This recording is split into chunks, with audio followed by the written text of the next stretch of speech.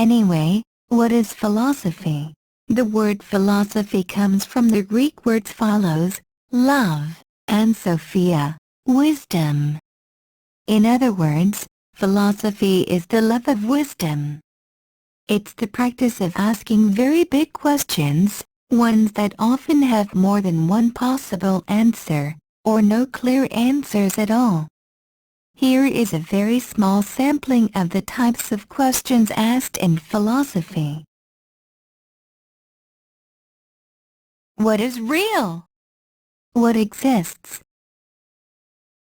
What makes a human? Is it our minds, our bodies, or a combination of the two? How do we gain knowledge and understanding? Is it with our senses, our minds, or something else? How can we be sure that something is true? What is the difference between the good life and the bad life? How can we decide on the right thing to do? What does it mean for something to be beautiful? What's the difference between a good argument and a bad argument? Why do philosophy? Many people think asking questions is part of being human. People have been asking questions for as long as anyone can remember, and it seems to happen in every part of the world. Philosophy builds our brains, just like studying music or learning a new language would. Philosophy helps us see things differently. It brings up new ideas. Philosophy allows us to learn about ourselves and helps us to solve problems better. Thinker's Wall. On the purpose of philosophy, on what makes us human, on how animals think, on personal identity. To be confident about what the purpose of life is. Jenny, age 14. Love makes us human. Anonymous, age 5.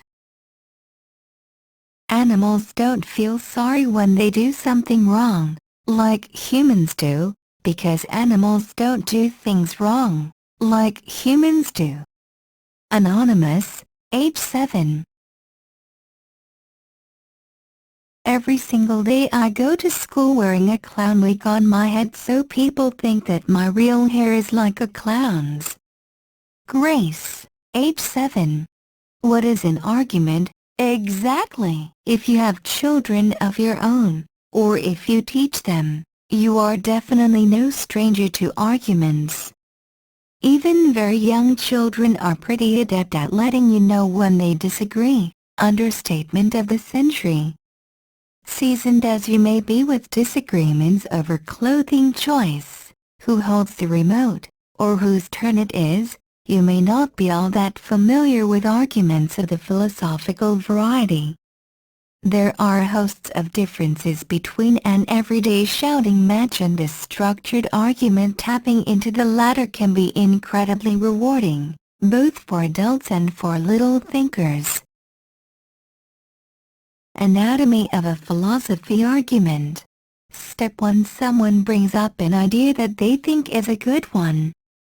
They then explain the reasons why they think it's a good one. Step 2. Someone either agrees with the idea and adds their own reasons, or disagrees with the ideas and gives reason why. Step 3. The person who brought up the idea responds, either giving more reasons to support their own idea, or commenting on the other reasons given by someone else. Step 4. This continues until someone says stop.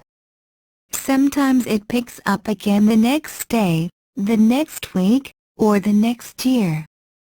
Whenever new ideas pop up, the argument can begin again. How is this different than a regular argument? Hopefully even a regular, everyday argument has rules too. But a good philosophical argument can't really happen without a set of guidelines.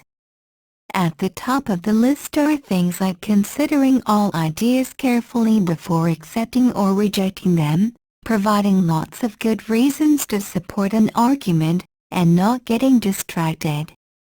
In a philosophy argument, just because. And because I said so.